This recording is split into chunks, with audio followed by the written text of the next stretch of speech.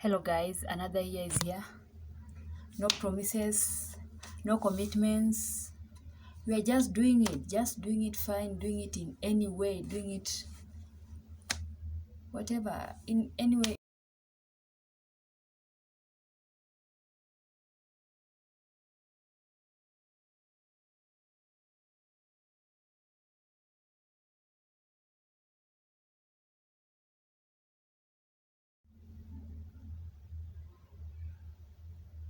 Hello guys. Hello. Hello. Yeah, that's me. I'm here. I'm back again.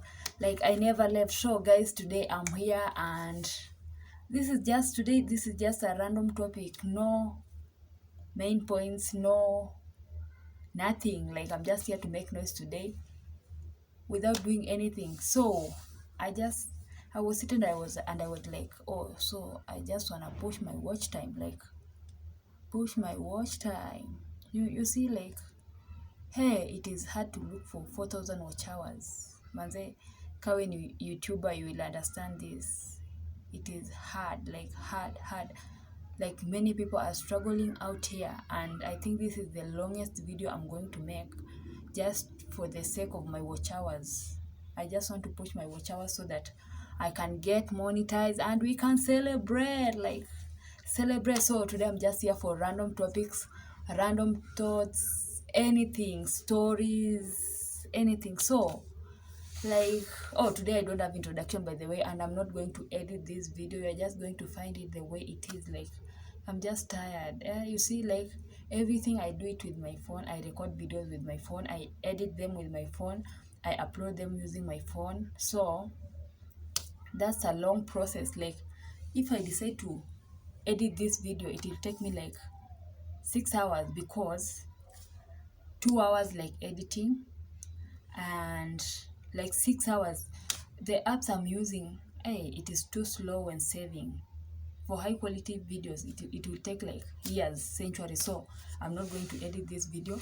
I'm just going to post it the way it is, like vile iko that way. So for my first random thoughts, I was like, have you ever dated someone and then unaangalia kisogo yake and you are like, what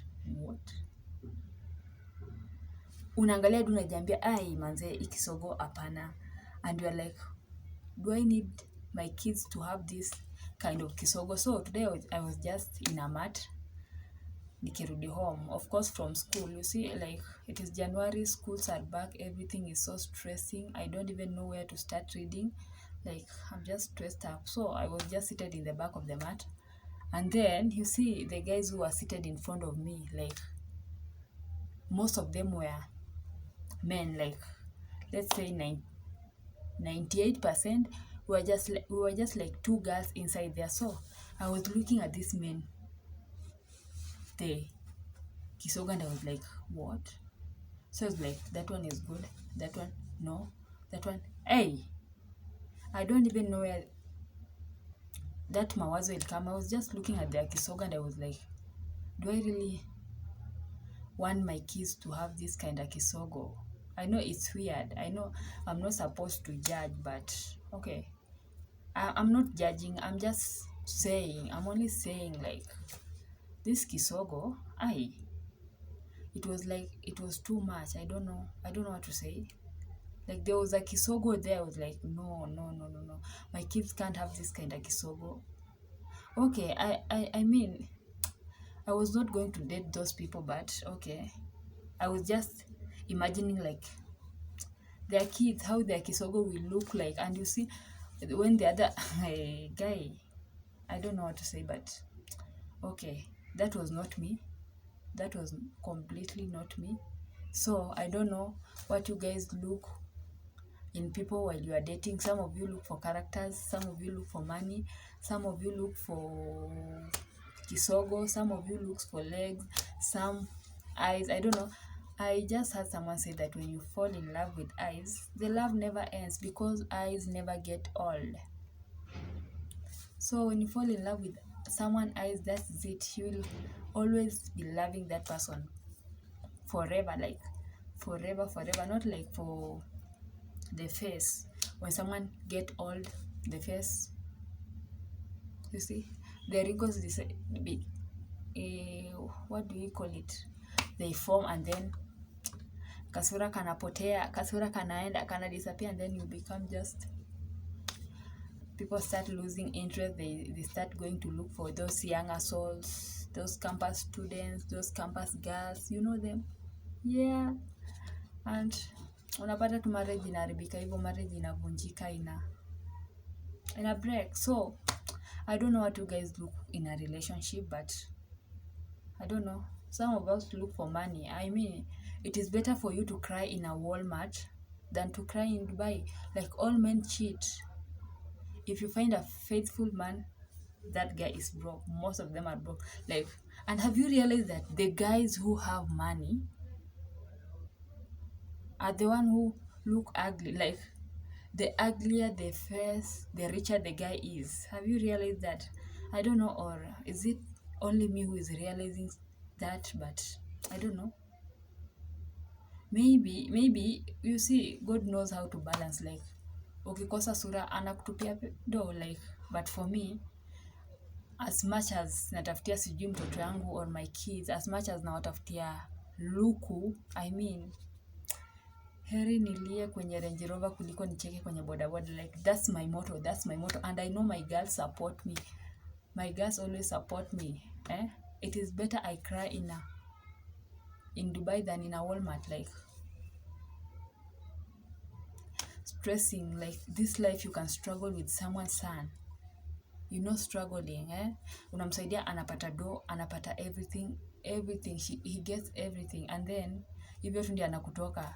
And you see ile kusaidia ya unabaya mtu Colgate, and then you are like, I was with him through thick and thin, sijui through nyebamba and nono, something of the sort. That's not, like, there are some girls here who support their men, like, in everything. Pesa, ideas, building home, like, those guys, they grow together, and then inafika to a point a man realizes that, okay, this was not my choice, this was not me, and then ana move on. Unabaki hapo ukilia, so utadu, and that's it. Even though ina disappear, inaenda. So I'm sorry guys, but forever I'm looking for money fast. Hii mapenzi inaweza kuua, by the way, hii mapenzi inaweza kumaliza. So for me, money fast. And then I was thinking of another thing, like, guys are so funny, by the way. Guys are so funny. Like, for us YouTubers, you will find that most of the content we make, tuna create the thumbnail, that first expression, that first picture you see before opening the video. You see, that's what attracts you. So most of the time you find like that thumbnail tunaicreate ikuwe so attractive, so that someone akiona inamuattract, and then ana open the video. And then sometimes tunatumia titles, like the titles we use there. Sometimes tunaweza kapo title that is not completely related to that content inside there. So unapata like, okay, me I can use that title so that maybe I can get more views, like most people can be attracted to the topic, and then you see, when they open, they see what's inside it, and that's it. But where wa Kenya, I don't know if it's only in Kenya, but you see, like, someone, have you ever, like, someone commenting something that is completely out of the topic, and then you are like, what?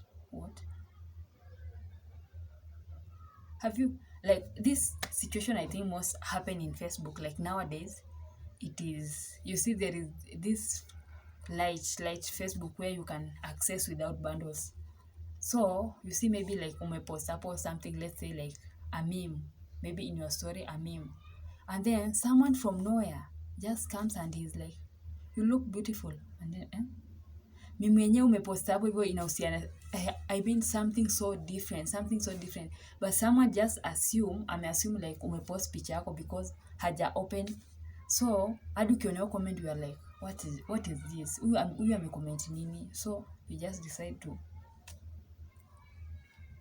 leave that comment. So I think that's what happened in YouTube. Like maybe someone is your friend, someone is your close friend, like close family friend, kitu kama hiyo, like, and then this guy wants to see like you are anataka aone like uone like he or she is supporting you.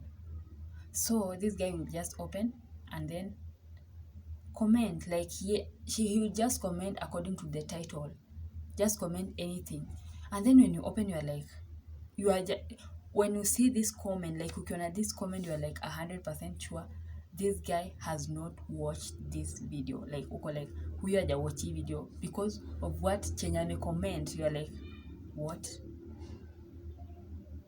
Something so different, something yani. Hey guys, sometimes just try to support your people, like just watch, see what is inside it, and then you see when you watch this video, like it is always pushing our watch time,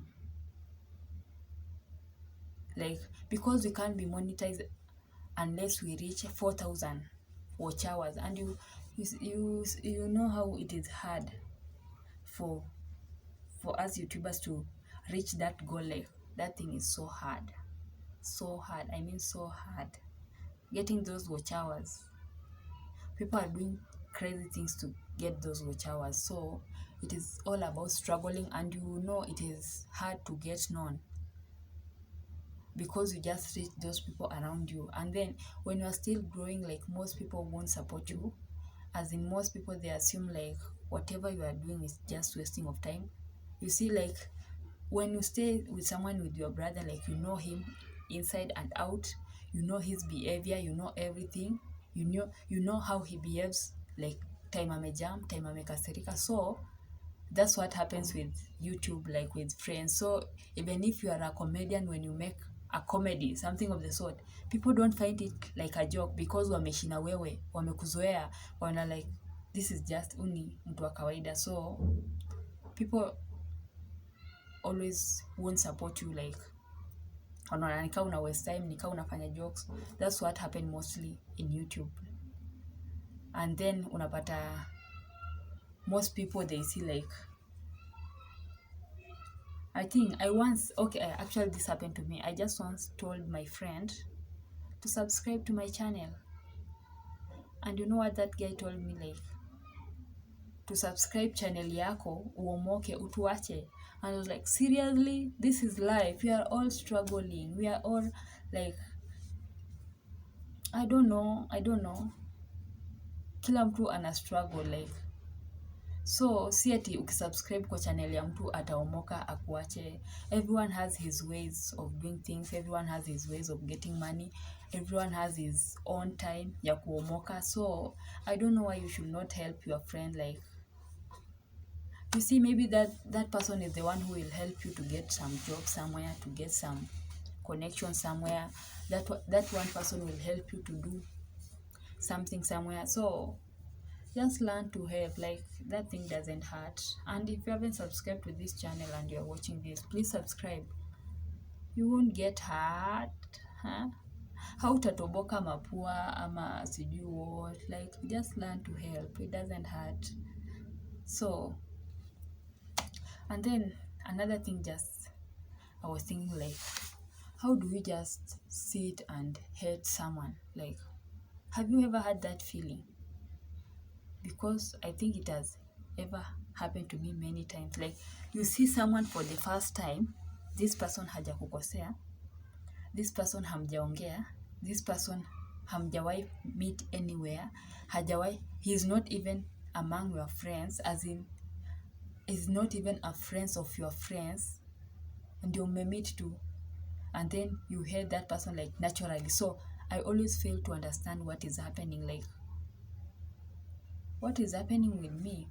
Why would we just hate someone from nowhere? Like, unamuona, like the way we Africans say damu yetu imekatana, like damu yangu mimi nilimuona and then damu yangu ikakataa, ama sijui damu yangu ikaruka. I don't know where it always ruka, but I don't know why we just hate people from nowhere, from guy.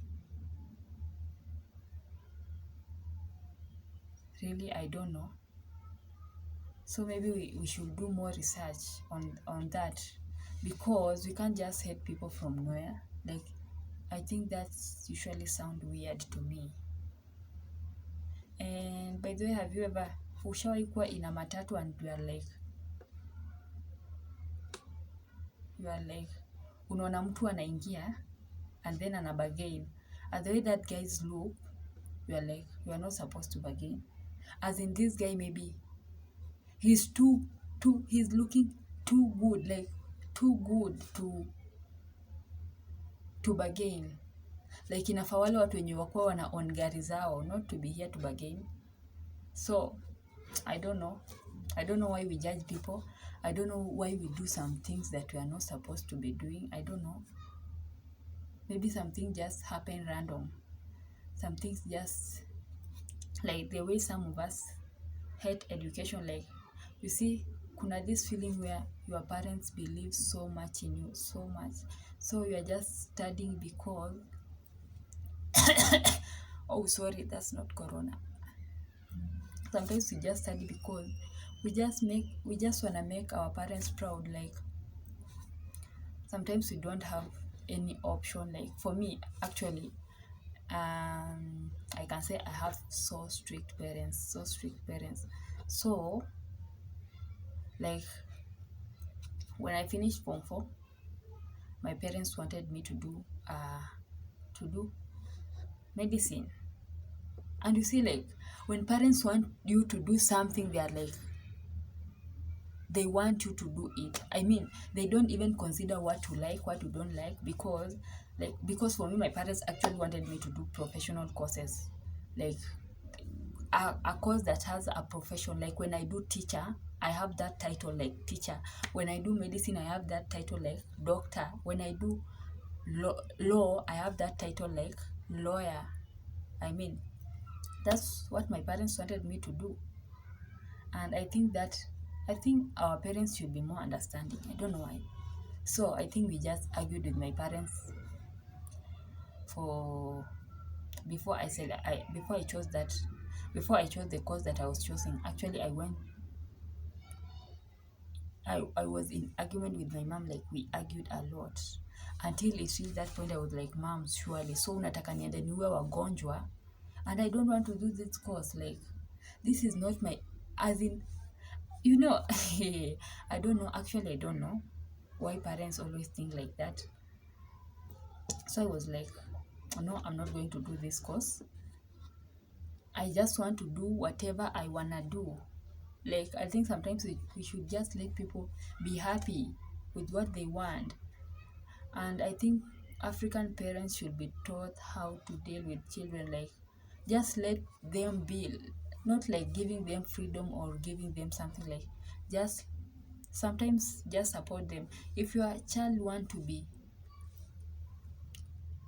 an engineer, let him be. If your child want to be a doctor, let him be. If your child want to be a musician, support him. Sometimes, like, God opens ways in different ways. God open doors in different ways. That's how he works. So maybe unafungia mtoto wako, unamfungia like ways zake za kuomoka. You are forcing him to do something that he would not be happy. You see, like that guy was saying, like,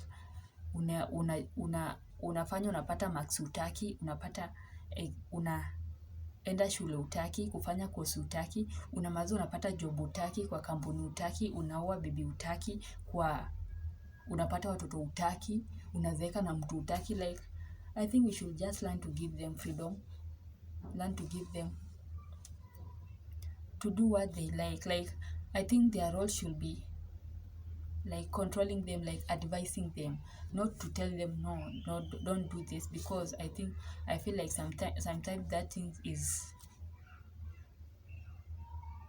I think it is just not good at all. It is so irritating. Like, I don't know. So I think just let them be, tuachane na watoto wakue. And then I think, have you ever faced this challenge in school, like where you fail exams and then that thing, like, stressful, yani inakustress, inakupatia headache. You are like, what? Hii ni nini ina happen? Like for me, I can tell my story when I was in campus, not when I was in campus, like while I in campus. So this time, and then you see the campus I'm in, when you fail a unit, you just go and rewind the whole unit, like the whole unit, unarudia the whole semester. And you see the way that thing is so stressful, because when you mess one unit, you are just going back to do the whole, as in when you mess one and then one semester ikiwa wasted, that meaning 4 years are going to end and you are going to redo that unit, as in you are going to add another semester ya kudo that unit, and you have to pass. So I think that thing has ever, it ever gave me stress. And I don't know, I know because I know most people are going through this and they don't know what to do. Like unanka one unit and inakupea stress kwanza kama uko first year, because I think when you fail a unit when you are in second year, not second year actually, when you are in third year and fourth year, most students in those classes understand, because they know like, hey, by the way, hii masomo si ngumu, hii masomo si ya baba yetu, hii masomo ni hard. So napata like most of those students wakionanga msee amerudi class amekaa hapo, and then maybe huyo msee ni wa the class ahead of them. Actually that is, as in, it is something like, it is a normal thing. Maybe mtu alicall off same akarudi kurudia, maybe that's a normal thing among those people. But for first years, hey, I think that is more stressful, because these people first, they don't know how someone can just fail a unit. Wako like, unaanguka tu aje, una fail tu aje. So that's one of the most stressful things. So even if when you fail that unit in first year, you can't even tell your friends, because uko like, sasa nitawaambiaje, because first year unapata most people are just getting first class, and then wewe ulimess kidogo, umepata retake yako hapa, and then umekaa umetulia, so you don't know what to do. You can't tell them because most of them, they are happy, like, and then you are just there, umefail. And that thing is so frustrating. Like inakupea headache, inakupea stress. And then once you fail in first year, you are like, guy, what if I fail? Like, niko first year and I am already failing. So second year, so you start counting like first year and fail 2 units, second year and fail 2, third year maybe 2, fourth year ikuwe ngumu and fail 3. That is like 9 units, and then you are like, guy, 9. So you will have to add like 2 semester, and then stress zinakuja where other people are graduating and we are just there. Like hadi time watu wanaendea gowns zao unajificha, because someone will be asking like, you are not graduating, you are not like, these people don't even understand the stress that is there, as in stress yenye kuna masomo.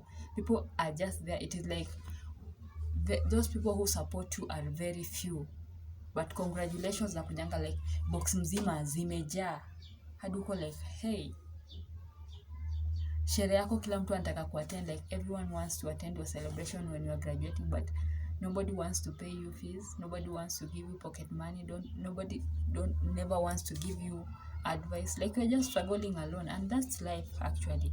So I think in my campus, that is the most stressful thing, because when I was in first year, actually there's this unit I just messed up, like nearly messed up, and I failed terribly. And I think it was among the easiest unit, like the easiest. And I was asking myself like, how did I fail this? And you see, when you come from high school, like you have passed very well, umekuja, and then you are failing this, hadi unaanza kujiuliza like, niko na kasoro gani?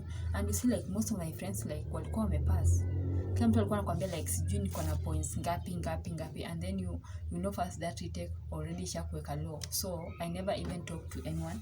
I never told anyone that I'm doing a retake, that I failed this unit. So I was just alone. I was like, no, I can't tell anyone, because you don't know how they will take it. Some of them will fail. Like some of them will just laugh at you. But though we have so many positive people. Like I have a very positive friends. Like, okay, sometimes I usually wish that, okay, maybe I just wanna have a life like hers. Like she's just comfortable. She cares about nothing. You see, like, even when she fails a unit, she's like, oh, I've just failed this one. I'll have to do this retake. Eh? Like, she's just so open, so open. I've never seen someone like her. Like, she doesn't care about anything. Nothing stresses her. She's just there. And sometimes I just admire her life. I want to live her life like hers. So I think that's what happened to me. Like, so I was so stressed. I never knew when to do this unit. So actually it was the among my first semester in school, and then I'm failing this unit. So I was to redo it the following semester. And you see, when a first year when they see a student who is retaking that unit, I mean, hey, those guys nakwambia wao wanakuangalia ni kama sijui umetoka shimo gani, ni kama sijui umetoka kuchimba migodi huko India. Guy, these people, the way they look at you, uko like, what? Hadi you can't sit there in comfortable. Unaonanga hiyo paper ya sheet ya signing sheet ikipita, like ikikuja kupita, you just sign there and then wanaona you are here. So you see, like, we sign the admission and then the year you admitted. When they ukipatia mtu mwenye ana sign next, when they sign and then they turn to look at you and you're like, what's wrong? Have I done anything wrong? So I think that's one of the worst part. And then these people, they don't understand anything. Like, hata ukimwambia nisaidie notes, anaona nika utarana away na book yake. So they can't even give you notes. They just help each other unless mpatane na someone who you are doing the retake together. So I think that thing was so stressful to me until I never saw the next semester came, and then I was like, no. So that unit was being offered twice, like first semester and second semester. So I was supposed to do it the first semester because that is the group which I was supposed to belong, because according my course they were taught that unit first semester. So I was supposed to do with them, but I was like, no. I just chose to do it with another group of people, like another class, which was not my class. And you see, they were like many, so you don't even get recognized. Hapo hata ukipata missing mark ya cut, you don't find your paper. So hata ukienda kwa lake, you don't know how to prove it that you did the cut first, and then that lake is new. You see, like, ukienda kwa lake kama nilite kumpata kwa lake, ini nini? So I think that thing was so stressful. That thing ilikuwa inanipea headache. And I never told any of my friends or any of my classmates that I was doing this retake. So I just did it so secretly. Like, I think only my close friends knew that I was doing a retake, because I was so shy. I was so, I don't know. I never knew how to break it to people like I'm doing a retake. I can't even tell someone who is so close or someone who I'm staying with, like, I got a retake, because that thing was so hard. Because already unaona ni kama unaenda kustay shule. I even thought of quitting the sports, but ikafika mahali I was like, this sport is the one that is relieving me the stress. Because at the end of the day, when I'm so tired, when I'm so bored, when I'm so like, when I can't do anything, when my mind in a stop, the first thing I think was going for training. And you see, when I just go there, people are happy, people are playing, and then you just play for 1 hour, umetoa stress. When you go back to sleep, you are okay. Like, I think, hey, masomo ni ngumu, guys. Masomo ni ngumu. I don't know how you people take it. I don't know how you people deal with it. I don't know. But sometimes we just hope at the end of the day, we just gonna make it. We just gonna finish school. At the end of the day, we will graduate and we will move on. We will look for jobs. We will look for, tutazeeka, tutapata watoto, and then we move. Tutamove. Like, nothing ever happened. Like, we were just cool. So another thing, I don't know how you guys make friends. I don't know how you guys get friends who you are so close, friends who you guys bond with, like you do everything. Because most of the time I've always find it difficult to make friends, like, not actually to make those friends who are too close, who we can share anything. Like, you see, because I realized, like, when we were in high school, you find like there's those people who come from same primary school, and then they just become friends, like they're too close, nothing can separate them. And some of the people, maybe they come from same place, and then they just become close. I think I don't have that kind of friends, like we are too close, like we just share anything anytime. Because I don't know if all of you have this kind of problem, but I think I just find it hard to make friends. I don't know why. I think the people who have found that easy to make friends with are the sports people. Because actually most of the days when you find me, when I'm not with my teammates, actually most of the time you find that I'm alone. So when there is no sports, when there is no bonding, like this, when there is no anywhere we are going to hang out, I'm just alone in the house. I'm just chilling. I'm just like here making vlogs, making noise, unnecessary noise, of course. And that's how my life is. So I wonder how you people make bonds with, how you people create bonds. You can just comment there at the comment section.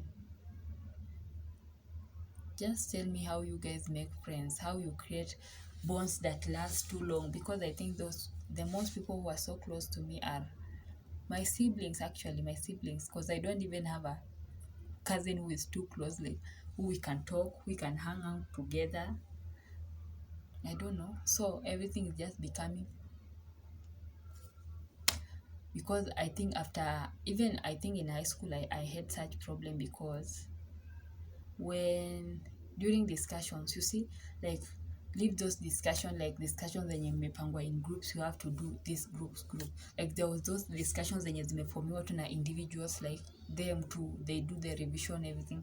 I never had such a revision. So first I remember one day in school, like during those KCSE period, you see people wamesanyana, they are discussing actually in their groups, in their favorite groups. Nafika dining hall and I'm like, what? So, oh my god, so I think all of you should tell me how you guys make friends, how you guys create bonds, like lasting bonds, like people who can never leave your side. Of course, I don't have anyone. Like, guys, tell us how you get these people who are afraid of losing you. Show us your ways. Show us everything. Show us the lotion you are using to get those people. Because for me, I don't have such people. I don't, like completely I don't. And then for those people who just go out without being asked anything by your parents, like you just wake up and leave, and then you come back and they're just okay, they're just comfortable. Guys, show us your ways. Show us your way. We just want to know your ways, because some of us, we are really struggling. You just hear person is like, me utoka tu, like me just toka tu. And some of us, we can't even tell our parents that we are going out. Sisi ni wale wa disappear, reappear, kesi baadaye, nothing, like nothing matters. Hizo vitu zingine hazitushtui, hizo vitu zingine si business yetu. So that's how we do things, like they don't count to us. We are just hivyo tu ndio tuko, like guy. And then another was like, how many have you ever get judged, like you have just done nothing, you are just doing your own thing, and someone is like, oh, you look ugly, or I don't know, you just get judged from nowhere, and you see the way that thing is so demoralizing. Hiyo kitu huwa ina demoralize mtu, and you are like, why, mbona umesema hivi? You see, like haujamkosea, hujafanya anything, and then someone is like, you are ugly, and then unaenda unakaa peke yako, unaanza kujifikiria like, mbona mtu amesema hivi, why, mbona umesema, hadi unakaa kwa mirror unajiangalia like 5 times, and you are like, wow. Unarudia like, seriously, hadi you start seeing things you have never seen. Yeah, you see, hadi unaanza kuona like, I had a pimple here, I have a pimple here, and then you have never had that pimple. So unaanza kuona like, unaanza kurealize, kumbe my eyes zinakuanga hivi, and then hazikuangi hivi, and then that thing sijui, I don't know how you people, but they always say when ukitembea in a road and then you find a kid anakuambia like, oh, unakaa poa, Believe it, like kids never lie. But ukitembea then uone watoto wanakuangalia wanashtuka, my dear, just know wewe umewashtua, like you are looking so terribly. And then I think we should normalize telling our friends the truth, like but manze, kama mnatoka kwa haona mtu and then unaona hii nguo amevaa hivi and then haiwezi, just mshow, mwambie by the way, hapa umechoma, hapa haiwezi, hii haiwezekani. Just tell her the truth, like that thing doesn't hurt, haiwezi kumiza anywhere. Like normalize telling people the truth. Mostly your friend, like usitoke mtu amepaka sijui makeup inakaa sijui aje, inakanika mtu alichukua foundation then akamtupia kwa uso, and then unamwangalia tu kwa like, oh you're looking good. Some of your friends are so jealous. I don't know, you don't want your friends to look good, or I don't know, gooder or better or something, I don't know. You don't want your friends to look more good than you, so huwezi mshow ukweli, huwezi mwambia yenyewe hapa umechoma, unataka tu achome you get more chances, you get more attention compared to yeye.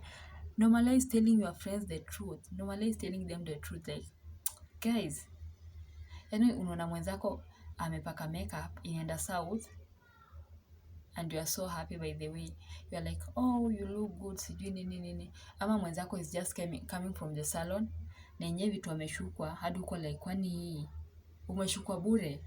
I mean hata bure haikaivo, like you're like hadi unakipita kila place watu wanamga na huyu kwani alika chini, and then you are like, oh you are looking good, most especially those people in mitumba who are selling clothes.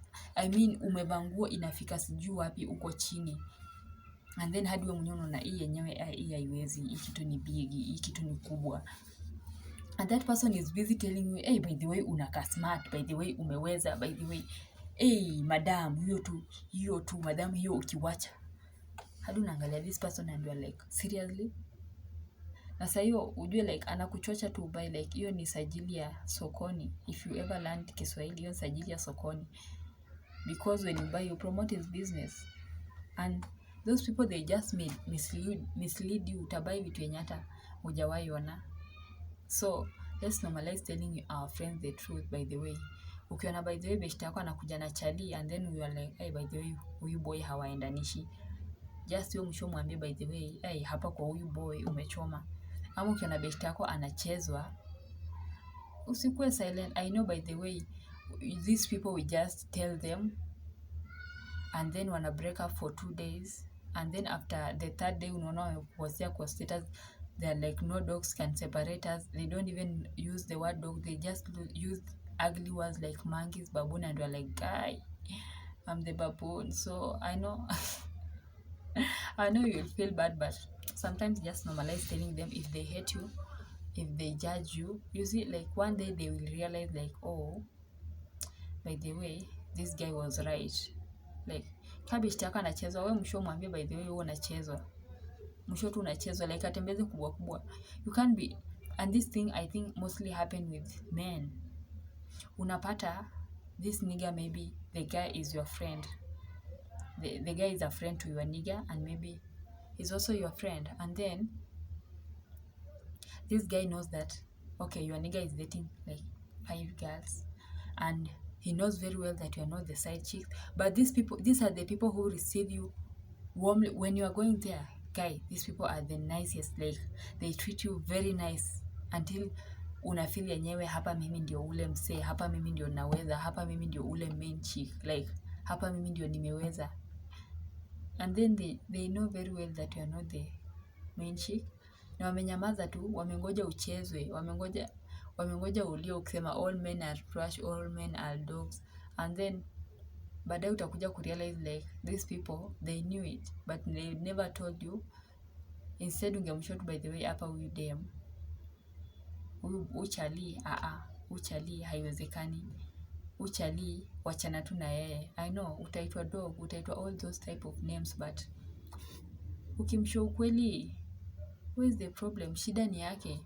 Hata ukiitwa dog, it is dogs are loyal, better uitwe dog, like na umesave soul ya mtu, hakuna soul imevunjika. So I think let's learn telling people the truth. Hatuwezi kuwa hatuwezi lose jicho moja, hatuwezi, I don't know, I'm just saying that because I think I've never even tell my friend that truth about them. Maybe I think I should also normalize doing it, because I think we once tried saving someone from a relationship, and then after 1 month those people were together. Hadi we were surprised, hadi tukaanza sasa kuogopa, like, you see, these guys sisi tumejaribu separate, and then because that was unhealthy relationship. Your relationship, by the way, it was so, wanaitangaje, toxic. That relationship was toxic. So tumejaribu kusave, and then after some days these people are back together, and then we are wondering like, what? Sasa sisi tutaambiwa nini? Sisi ndio the Pharaoh sons and daughter wenye tunajaribu kuseparate ndoa ya wenyewe. And we just left them until those people realized that hii dunia si yao, hii dunia sisi sote ni wapita njia, tunapita tunaenda. After all, they broke up, so, and we were happy. We were like, oh, we have saved someone, someone's soul, someone's marriage. So that's what happened. So if we tell some people the truth, apart from our parents, you know, mzazi atakangi umwambie ukweli. Unaweza mwambia ukweli ugongwe, ushtukiwe umegongwa, even if your parents are wrong, those people, they don't even accept their mistake, they don't even accept anything. They always want to be on the right side. Like, I can give like my example, like my mom, when I tell her anything, like even if I'm right, inakuanga ni kama oppose, like inakuanga ni kama nimemoppose, so anakuanga na feeling like I'm opposing her. So hiyo ndio mwisho, my dear, hapo tumekosana. Nitaambiwa vile, you see, like the way you are changing, the way unakuwa kiburi, but sometimes you just want them to know like, yenyewe, this is how life goes, this is how we should do things. I mean, sometimes they should just be understanding kitu ka hiyo. And apart from that, I think pia sisi na sinafaa tujigundue, my dear. You should know that maybe if you are so light skin, you should know your foundation color, you should know the type of lipstick you are supposed to apply, you should know the type of the color of the hair that you can sugar or do what with your hair. Like, just know what to do with your hair. Go with the trend. See, like, you see, like, you will find most red, you see, red braids, yellow braids, green braids. They don't go with dark skin girls. Like, if you are dark skin na umekeo kitu manze unakanganika sijui nini, like something kitu haijawahi exist, kitu sijui nakaje. I think that's how it looks. So I think vitu kama hizo sometimes when I feel like, okay, situache tu ma light skin hizi vitu. Like, I know we are dark skin and we are allowed to do anything, we are allowed to do anything like with our hairs, but okay, sometimes stop scaring us. Unakutana mtu hadi unashtuka like, hey, wewe nini mbaya? So just stop scaring us. Do something that fits you.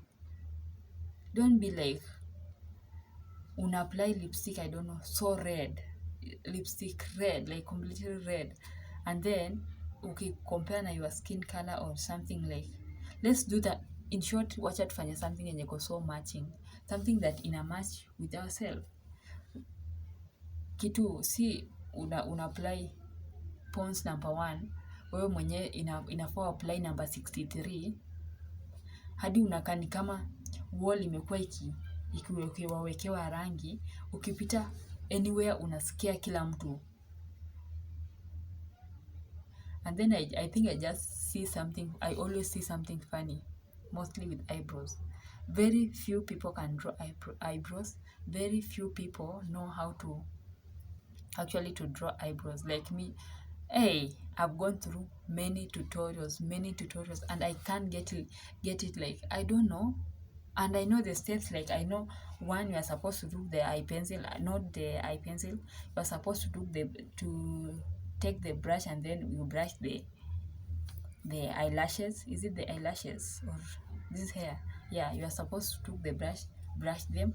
Second, you are supposed to take the eye pencil and then draw the lines, like the boundaries, and then do some shading some light, and then you can take the concealer, underline the using the lines. I mean, it is so easy, but I can't do it. Not that I'm not good in drawing, I just can't. Like, I think that thing is a talent. So that's where we find like funny things in eyebrows. Nakwambia unapatanga mtu amechora chart. You see that chart ya ABCD, mtu amechora chart kubwa hivi. And then some of them are too lazy, mtu amenyoa, so mtu akiamka morning he just draw a line. I'm not saying that you should not do that. Okay, if that makes you happy, just do it. But don't scare us. Like, hey, mnatusikia sana, mnatusikia. And then another thing ni kwa dressing. Hey, I don't know if my dressing code is okay with you guys. I don't know if it goes with my body. I don't know, because sometimes my dressing code is so weird, the way I dress.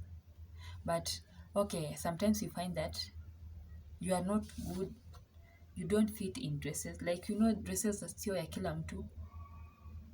Dresses si ya kila mtu, like completely. Unapatanga somebody actually in dresses, we are like, no, your body kwa dress, no. And then maybe somebody fits in dresses, and then you find the owner of that body, the body owner, the president of that body, he's so into jeans. So unamwangalia do, you are like, guy. So uvae tu dress na kutoa poa, but those people, they're like, no, they will never listen to you. They will never like completely, they will never listen to you. Wananganika like, and after all, they are not supposed to listen to you. My dress, my choice. That's the rule. So people just wear anything they are comfortable with. And then some wear heels. Like me, I can't use heels. I don't even know how to use heels. I just wake up, wear my sneakers, run, go to where I'm going, disappear. That's how I live my life. And so, then there is you, slay queen, you can slay with heels.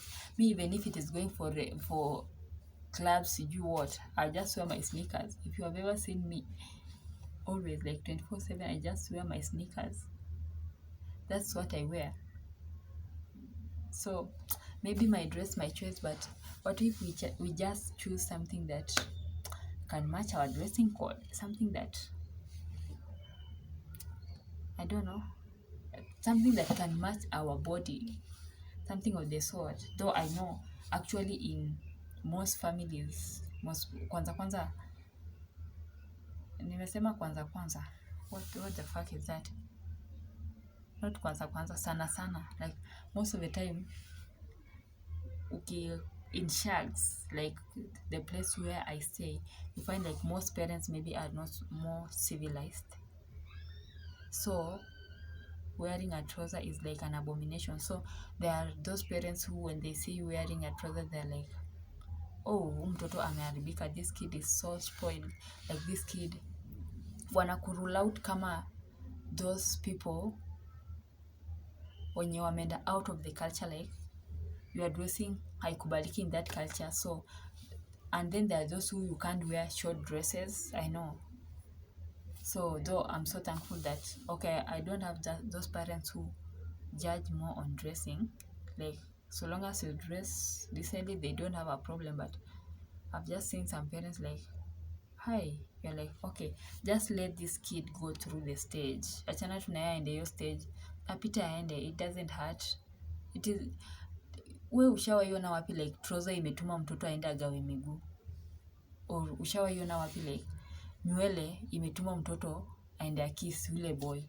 That's just me. Like, I know, like my siblings always say like, ushawaisikia wapi ati style ya kichwa imeambia mtu enda kuwa mwizi, enda kuwa jambazi? Like, they believe when you shave in this kind of style, hiyo inaonyesha wewe ni jambazi, you are just a criminal, kazi yako ni kuiba, kazi yako ni kufanya all those things. So that's what they believe.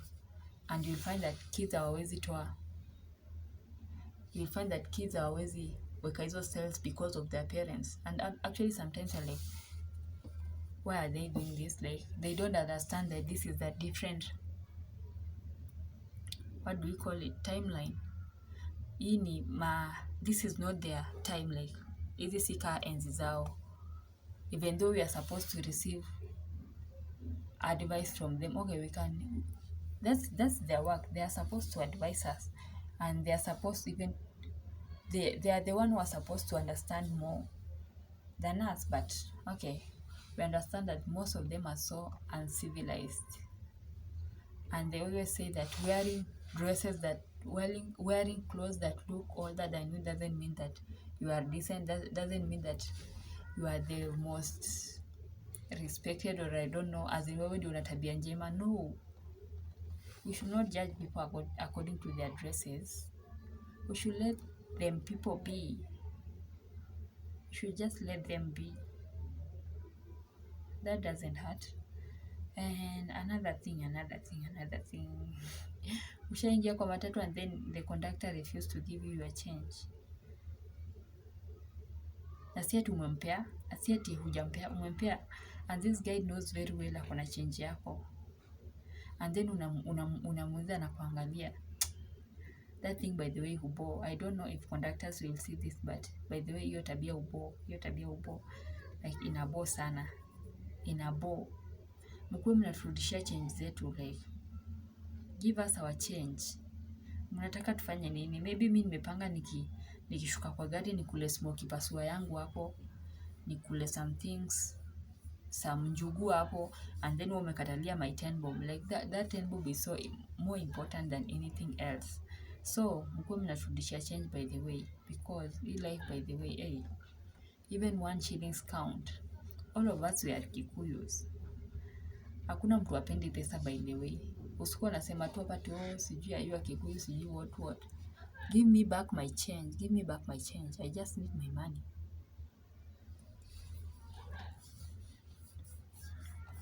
And then I said I just want to reach 1 hour in this video. I don't know, because I've been making unnecessary stories since I started. And for you who have reached here, for you who are watching this, guy, thank you. More love for you. Thank you for watching, because I just want to reach 1 hour, and I see I have like 10 minutes, not even 10, like 10, like 20 minutes to reach 1 hour, because I said I want to push my watch time. I just want to get monetized. That's it. That's how I want life to be. And I don't want to have this stressful life where I'm studying, looking for watch time, looking for subscribers. I just want to finish school, by the way. I just want to finish school, do other things. I know life is hard out there, by the way. Hakuna job in Kenya. You hear there is a place where people applied, like 4,000 people at 4,000. One job, 700 people. And it was just a simple job, like, I don't know, secretarian or what. You're secretary hapo. And you see the people when you walikuwa apply your job, actually people with big degrees, like watu wenye wako na first class, watu wenye wamepata job. Nasikia nowadays mnaenda mtaani kufanya kazi ya mjengo, unapata ni wewe peke yako ndiye huna degree. Like all the other people have degrees. So life is becoming so hard in Kenya. I don't know where we'll get jobs.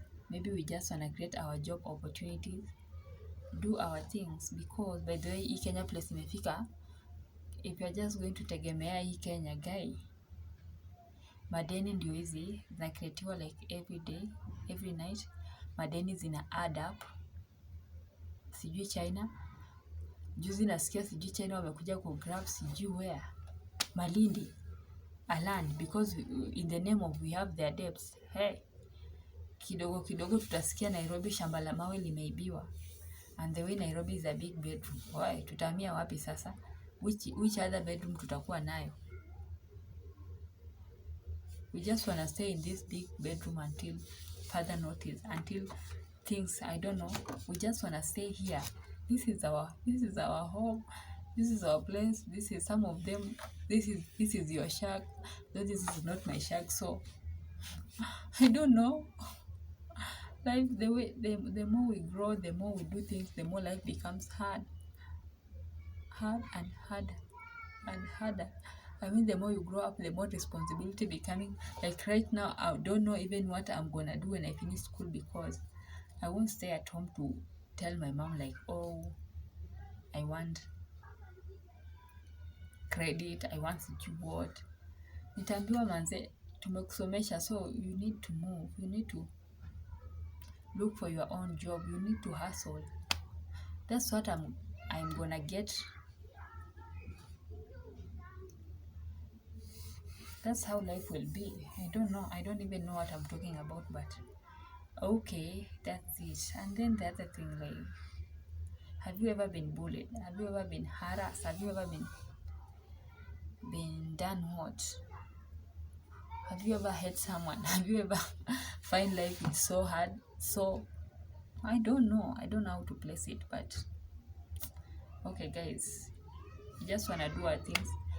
And please don't forget to support me. Don't forget to support me. Don't forget to subscribe to this channel, to leave your comment, share this link, share. By the way, usingoje niomoke alafu niambie like, oh, I was with her, nilikuwa naona link zake anatuma WhatsApp. Don't manze, tuko kimoja manze. If you support me, tuko kimoja. So let me tell you this experience back in high school, because I know life in high school is so hard. Hakuna life ngumu kama ya high school. By the way, let me put this glass so that I can tell you this story. So this happened to me when I was in Form 1. Like, you see, Form 1, the first day in our campus, in our high school, we never used to carry food, we never used to carry anything. So tulikuwa tu hivyo, like, we just survive with food ya shule, and the food was worse. Hey, I always think of my Form 1 life, and then I start crying because life was tough. Kulikuwa na njaa, kulikuwa na everything. So one day this girl, beshte yake anakuja, not beshte yake, her mom. And if you are hearing this, please, hey, you just caused us trouble. Nililia, by the way. I cried because it was my first, I don't know, this 3rd week. So this girl, her mother comes to visit her, na amekuja na gari na amebeba food inside it. So, and the food was more like, so akaita this girl ameingia ndani, she's eating the food. And then you see the way, by the way, lunch, umetoka lunch na haujashiba, umetoka lunch na uko njaa. Yani ni kama hiyo food haijago anywhere, hiyo food sijui. So it was like so hectic. Kulikuwa na njaa, by the way. So this girl akatuona, and then akatuita, like we were 2 girls. This girl akatuita, tukaenda. Kufika kwa gari, we see the food. Sisi ni nani? My dear, umetoka lunch na uko njaa. Ingia kwa gari. We ate. Nakwambia tulikula hiyo food. I don't know even ilikuwa nini. I think kulikuwa hapo na soda, kulikuwa na snacks, kulikuwa na, was there some chapatis? Yeah, I think there was some nyama hivi. We just ate. Imagine if that parents wanted to poison us. I mean, tungekufa kama kuku. Na ndio tumejoin, hata mzazi hata fee haijaisha. Tukakula. My dear, tumekula, tumeshiba. Tukashuka kwa gari. We looked left, right, nobody has seen us. March, walk to class. Tumetulia. Manze, kumbe, I know, hey, by this makarao wa shule, I mean the secretaries, the prefects, wanakuanga na utiaji. I know I was one. I was that kind of strict, but I used to just like doing what is right. I mean, doing what I'm supposed to do. So kumbe there's this prefect that alikuwa ametuona like tukitokea kwa hiyo gari, na alikuwa anajua tumetoka kula. My dear, akaenda straight to the deputy. This girl akaambia deputy everything. Akaambia deputy, tumekula. Tukakujiwa class, tukapewa rules tusome, tukasoma rules. no food, like no food, actually no food. And we signed the rule, like completely no food. And the worst thing is that even it was not a Tuesday, because parents were allowed to school only on Tuesday, and we're just from 3 weeks old in school. We were harassed. That deputy took the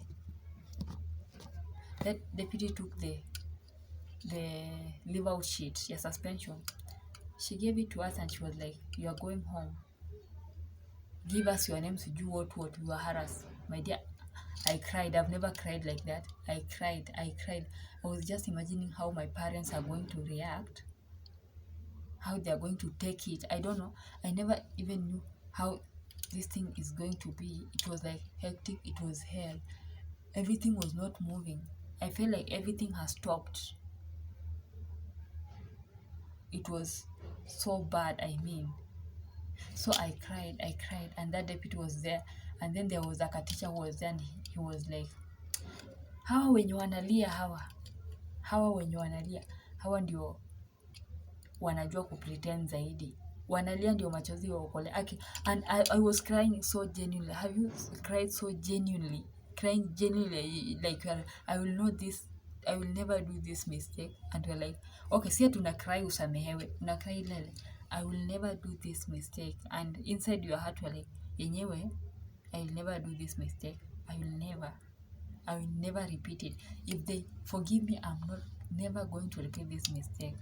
Tulilia, by the way, until that deputy took that sheet na akazirudisha huko. And then we were just called by this teacher who mwenye alituchapa like some 4 cans. And that was like 1 hour wasted in the office just crying.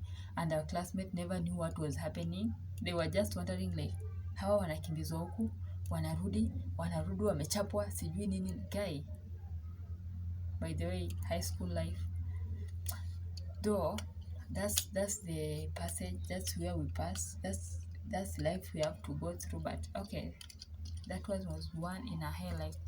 That one, no, that life was a no. I can say it was a no. We don't have to go through such. Like, mbona sisi, do you have to go through that kind of life to survive? I mean, it was tough, by the way. We just had to go through it, but that was one of a hell. That was so tough. I don't even know what I'm talking about. I don't know, because I'm already tired. Like, I've just talked for 1 hour. And by the way, I'm thinking of putting dreadlocks on my head. So leave a comment. I just wanna know how I will look like, because life si yetu. Life si yetu. Until even my phone is full of storage. I mean, subscribe. Nataka niomke, by the way. I need a good camera. A good camera, because